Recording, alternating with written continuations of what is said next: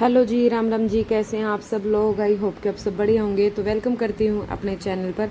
तो आज की वीडियो आपके लिए स्पेशल होने वाली है, क्योंकि आज की वीडियो जो है वो मशीन के ऊपर फोकस है पूरा। और ये मैं लाइनिंग वाली पैंट की स्टिचिंग करने जा रही हूँ। तो आप लोग देख सकते हो बिल्कुल क्लियर सारा पूरी पैंट की स्टिचिंग दिखाई है इसमें। लास्ट में फोल्ड करने वाला रह गया था, कोई आ गया था, तो उसके बाद फिर नहीं बना पाई, लेकिन उससे पहले की पूरी वीडियो बनी हुई है, आप देख सकते हैं। आज की वीडियो देखने के लायक है, ठीक है। तो बातें करते हैं भाई। एक बेबे कुछ 2-4 बाणा के कमेंट है वो करते हैं। तो एक बहन का कमेंट है, आप जो रोज़ स्टिचिंग करते हो ना दीदी, वो सूट दिखाया करो, उससे और भी ज़्यादा होगा, लेडीज़ में कॉन्फिडेंस आएगा, किसी को डिज़ाइन देखने को मिलेंगे। ठीक है, ओके। राधे राधे दी, राधे राधे बेबे दी। सलवार में पॉकेट कैसे लगाते हैं ज़रूर बताना। सलवार में पॉकेट मैंने पहले बताई हुई है खुशी, आप एक बार नीचे चेक करना वीडियो, उनमें मिलेगी आपको। पॉकेट लगानी बता रखी है, कई वीडियो में बताया है। दीदी कभी कभी मन उदास हो जाता है, हमारे पास एक ही कमरा है, उसी में रसोई, उसी में सोना, उसी में सिलाई करना, पता नहीं कब घर बनेगा। काम बहुत पैसा पता नहीं काम बहुत है, पैसा आता है लेकिन कहाँ चला जाता है पता ही नहीं चलता। आप सेविंग नहीं कर रहे इसका मतलब, और वो खर्च में ही चला जाता है। देखो घर पे तो आप जितना रखोगे ना उतना ही खर्च हो जाएगा, चाहे आप 1 लाख रुपए रख लो, रोज के ख़राब करने हो तो वो भी ख़राब हो जाएंगे, ठीक है। लेकिन आपको सेविंग का आपको एक तरीका बनाना होगा, कि आपको एक बेस बनाना होगा कि मुझे इस तरीके से पैसे सेव करने हैं।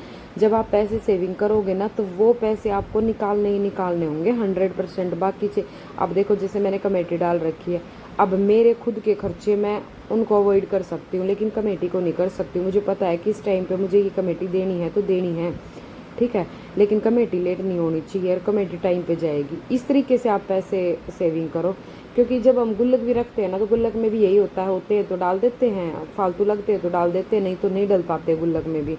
या फिर आप अपने बैंक में, आपको लगता है आपके पास अगर कोई कमेटी वाला कोई ट्रस्टेड बंदा नहीं है, तो आप बैंक में अपना मंथली जो होता है ना, कुछ वो बनती है किस्त वगैरह, जितना भी आपको लगता है कि आप 2,000 की, 4,000 की, 5 की, 10 की, जितनी भी आप डाल सकते हो, तो वो करवा लो। उसमें क्या होगा ना, या तो अकाउंट से, अगर आपके अकाउंट में रहती तो उसमें से कट जाया करेंगे वो, या फिर आपको जाके जमा करने हुए करेंगे, ठीक है। तो जैसे आपको ठीक लगे वैसा ही करवा लो। उसमें भी आपके हर महीने पैसे जुड़ते रहेंगे, और वो एक कमेटी की तरह हो जाएंगे कि आपको वो देने हैं तो देने ही हैं। वो आपको एक घर खर्च लगने लगेगा कि भाई हाँ, ये खर्चे का पैसा है, और ये निकालना है, और ये निकालना है। अब मेरे माइंड में पहले ही फिक्स होता है, जैसे ही हमारी 10 तारीख आती है तो मेरे माइंड में पहले ही फिक्स होता है कि 10 तारीख आने वाली है और मुझे कमेटी देनी है। कुछ भी बात होगी, नहीं भाई कमेटी के पैसे पहले जोड़ने हैं, बाकी खर्चा मैं बाद में करूँगी। तो ये चीज़ माइंड में सेट हो जाएगी, और ये चीज़ सेट हो जाएगी ना, तो फालतू खर्चों की तरफ तो ध्यान ही नहीं जाएगा, और ना फालतू के खर्चे आपके होंगे, ठीक है। हेलो सिस्टर, कैसे हो सिस्टर? ये बताओ कि कोट सेट की पूरी सिलाई पक्की करने के लिए कितने चार्ज ले, प्लीज़ कमेंट में बताएं। कोट सेट दोनों पीस हैं तो आप 100-150 रुपये तो ले ही लो, क्योंकि उसमें पूरी स्टिचिंग होनी है। जिस तरीके से वो सिलाई होता भी, सिर्फ कटिंग कटिंग का ही तो काम बचता है हमारा। तो आप अपना कस्टमर देखो और एरिए में कैसे क्या सिलाई है, तो 100 भी ले सकते हो, 150 भी ले सकते हो। हेलो दी, कैसे हो? मैं भी स्टिचिंग करती हूँ घर से, सिंपल सूट के 200 लेती हूँ। अब एक कस्टमर आई है, उनका साइज़ 54 है, वो कपड़ा नॉर्मल सूट का लाती है, मैं जॉइंट लगा के सिलती हूँ, वो 200 ही देती है। मैं कितना भी बोलूँ, इसमें मेरा टाइम वेस्ट होता है। मैं क्या करूँ? मैं फ्लैट में रहती हूँ और वो मेरे सामने वाले फ्लैट में रहती है, अब मैं क्या करूँ आप बताओ। हाँ, होते हैं एक आधे कस्टमर, कई बार ऐसा भी होता है, कस्टमर भी हल्के रहते हैं लेकिन उनके सूट में कपड़ा कम होता है, मतलब हल्के नहीं, ज़्यादा हैवी भी नहीं होते, तो उनके सूट में कपड़ा कम होता है, तो वो हमें लगाना ही पड़ता है, लेकिन उसके कोई भी अलग चार्ज नहीं देता है।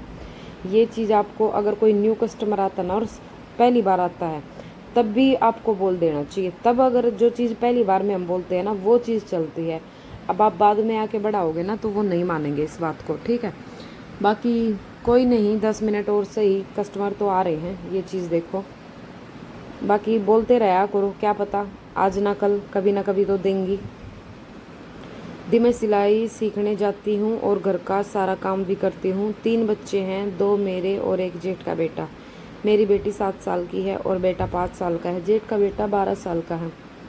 मेरे हस्बैंड जिम जाते हैं, उनकी 5-6 बार की अलग अलग डाइट होती है और मेड को देने के लिए भी पैसे नहीं है। मैं अपनी सिलाई कोचिंग की फ़ीस देने के लिए थोड़ी बहुत करने का सोचती हूँ, पर टाइम ही नहीं मिलता है। अभी कैसे मैनेज करूँ?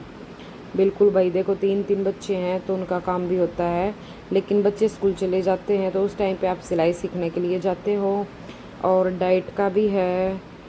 वैसे आप किस एरिए से हो? 1000-1200 रुपये काम वाली के होंगे। अब हस्बैंड जिम में भी लगाते हैं, अपनी डाइट पे भी लगाते हैं, क्या एक काम वाली के पहले ये पैसे नहीं लगा सकते? ये बताओ। लेकिन चलो वो अलग बात है, आपकी फैमिली की है, क्या इशू है क्या नहीं है। बट आपको शाम के टाइम क्या करते हो? शाम के टाइम आप स्टिचिंग का काम करो। तो काम तो देखो भाई सबके पास होते हैं और करने भी होते हैं, लेकिन टाइम निकालने से निकलता है, ठीक है, ऐसे नहीं निकलता।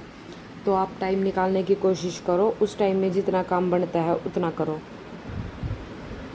हेलो तनु, मेरे पास स्टिचिंग के लिए आती हैं, वो बाजू में डिज़ाइन बैक में चैन लगवाती हैं, और जब मैं पैसे बताती हूँ तो तब तो कह देती हैं कि ठीक है, फिर घर जाके 1-2 दिन बाद कहती है कि पैसे ज़्यादा लेती हूँ। अब तनु तुम बताओ, यहाँ टेलर लाइनिंग सूट के 600 लेता है और मैं 500 लेती हूँ, तो उनको ज़्यादा लगते हैं। फिर मैं कितने लूँ? बाजू में डिज़ाइन भी डालूँ और बैक में चैन भी लगाऊँ, तो मन तो करता है कि सिलाई छोड़ दूँ। लेडीज सिलवाने के बाद प्राइस को लेकर ढीली जैसी जगह पर भी चिक चिक करती हैं। प्लीज़ तनु बताना ज़रूर क्या करूँ?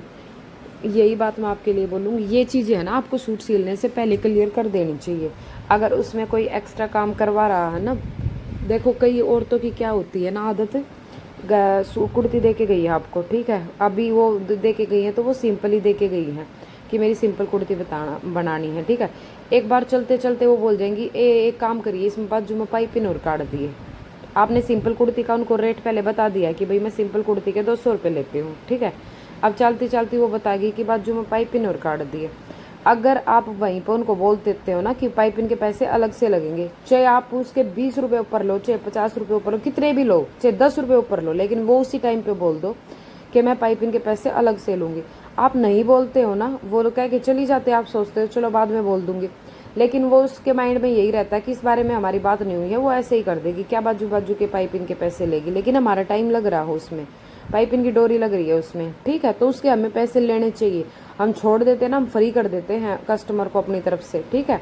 तो उस टाइम पे उनको यही होता है कि घर जाके बता देंगे। और कुछ कस्टमर ऐसे होते हैं, अब यहाँ आपको दे के गई, अब कल परसों ही मेरे पास एक कस्टमर आई है, कुर्ती दे के गई हैं, कुर्ती के लिए इतना क्या डिज़ाइन बनवाऊँ, क्या ये बनवाऊँ, क्या ना, क्योंकि वो प्रिंटेड था, बहुत सारे उसमें कलर थे। मैंने बोला इसमें अगर आप कुछ डिज़ाइन भी बनवाओगे तो वो दिखेगा नहीं, क्योंकि इसमें बहुत सारे कलर है, किस कलर का क्या काम करेंगे इसमें हम। तो बोलती हैं ठीक है आप इसको सिंपल बना दो, ठीक है। घर जाके वो मुझे कॉलर वाला, और कॉलर भी अलग ही तरह का वो डिज़ाइन भेजती हैं, बाजू का डिज़ाइन भेजती है कि ये बना देना। उनको लगा अब 200 रुपये सिंपल कुर्ती का बता दिया है, अब तो कुछ भी डिज़ाइन भेज दे, अब ये इसमें अलग से नहीं करेंगी। मैं कहती हूँ इसके पैसे अलग लगेंगे, कहती नहीं इसी में हो जाएंगे। मैं नहीं होंगे, आप अपनी कुर्ती को ले जा सकते हो। बोले ठीक है आप सिंपल ही बना दो। तो ये होते हैं कस्टमर, ठीक है, लेकिन हमें अपना कस्टमर को पहले ही क्लियर कर देना है, क्योंकि बैन पट्टी का जो कॉलर वाला नेक होता है, फ्रंट में पाइपिंग भी थी उसमें इतना टाइम लगता है, बाजू में पट्टी लगी हुई थी, उस पर बटन लगे हुए थे, कितना टाइम, इतना टाइम हमारी कुर्ती सिलने में नहीं लगेगा जितने हमारे उस डिज़ाइन में लग जाएंगे। ये चीज़ वो लोग कभी नहीं समझते। तो आपके जो भी डिज़ाइन हो, जो भी आपका काम हो, उसका अलग से चार्ज बताया करो, और उसी टाइम पे बता दिया करो जिस टाइम पे कस्टमर आपसे डिस्कस कर रहा होता है, क्योंकि सूट सिलने से पहले ही वो डिज़ाइन बताएंगे, या तो वो फ़ोन पे आपको बताएंगे या वो आपके पास आए हैं तभी बता के जाएंगे। तो आप उसी टाइम पे उनको बोलो कि इस चीज़ के पैसे अलग लगेंगे। नहीं बोलते हो ना, फ्री कर देते हो, तो कस्टमर फ्री हो जाते हैं।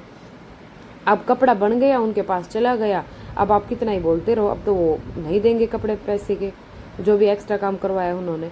किसी की जेब से पैसे निकलवाने ना बहुत औखा काम है ये, ठीक है। उनको लगता है ये सब काम फ्री में और ऐसे ही होते हैं, समझ नहीं आता उनको। ये सिलाई वाला जो काम है ना, जो मेहनत का काम है, वो सिर्फ वही समझ सकते हैं जो करते हैं, बाकी लोग कोई नहीं सोच सकता कि हमें अपनी फैमिली छोड़नी पड़ती है, अपने बच्चों को छोड़ना पड़ता है, अपने आप को भी टाइम नहीं दे पाते। हम उनके कपड़े बनाते हैं, पूरा दिन मशीन के ऊपर कमर के 12 बाज जाए सांसते, यह बात उनका समझ में नहीं आती। कितना ही भी बोल लो आप, कुछ भी कर लो, कुछ समझ में नहीं आनी उनका, 100 बात की एक बात है, महंगा बताओ कोई बताए जाओ, ठीक है। नुकम पर हम ना करें भाई, हमने अपने जितना हमारा काम है उतने हमने अपने पैसे चाहिए, कोई करवाओ तो करवा लो, ना तो हमने ठाली रहना मंजूर है, क्योंकि हम ठाली रहेंगे तो हमारा शरीर तो खराब ना होगा, हम अपने आप टाइम तो दे पाएंगे। तो भाई एक बेबे का कमेंट है, तनु दी मैं आपकी सारी वीडियो देखती हूँ, मैं आपसे सलवार में जेब लगाने के कितने पैसे लेती हैं दी बताना ज़रूर। मैं किसी का सलवार सिलती हूँ तो सलवार में जेब लगाते हैं, अलग से पैसे नहीं देते हैं, मैं कितना लेना चाहिए? देखो, जो हमने स्टार्टिंग में जिनका जेब लगाना उसी पैसों में शुरू कर दिया ना, तो वो तो देंगी नहीं, ठीक है।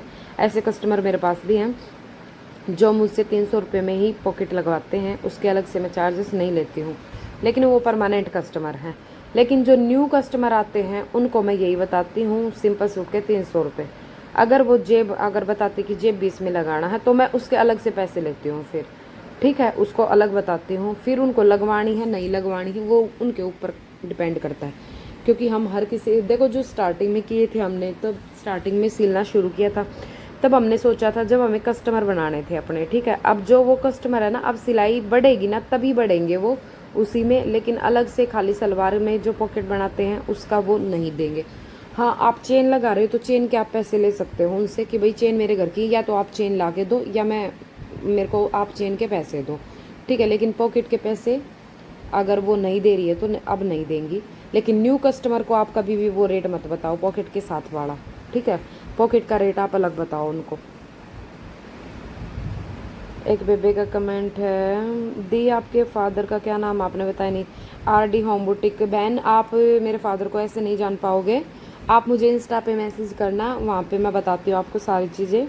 बाकी बंगाली दुकान की अगर आपने दुकान बंगाली डॉक्टर की दुकान आपने सुनी हो तो उसके पास हमारा घर है, पंजाब खोड रोड की तरफ। तो उम्मीद करती हूँ भैया आज की वीडियो आपने पसंद आई होगी, कैसी लगी वीडियो कमेंट करके ज़रूर बताना। तो ये हमारी पैंट भी हो गई है रेडी, और नीचे का फोल्डिंग का रह गया है, उसको प्रेस करके लेंथ नाप के और प्रेस से फोल्ड करके फिर आप अपना साइड से नीचे का फोल्ड करके फिटिंग वाली सिलाई आप लगा सकते हो, ठीक है। तो मिलते हैं नेक्स्ट वीडियो में, लाइक शेयर और एक प्यारा सा कमेंट ज़रूर करना। Bye bye, Ram Ram ji.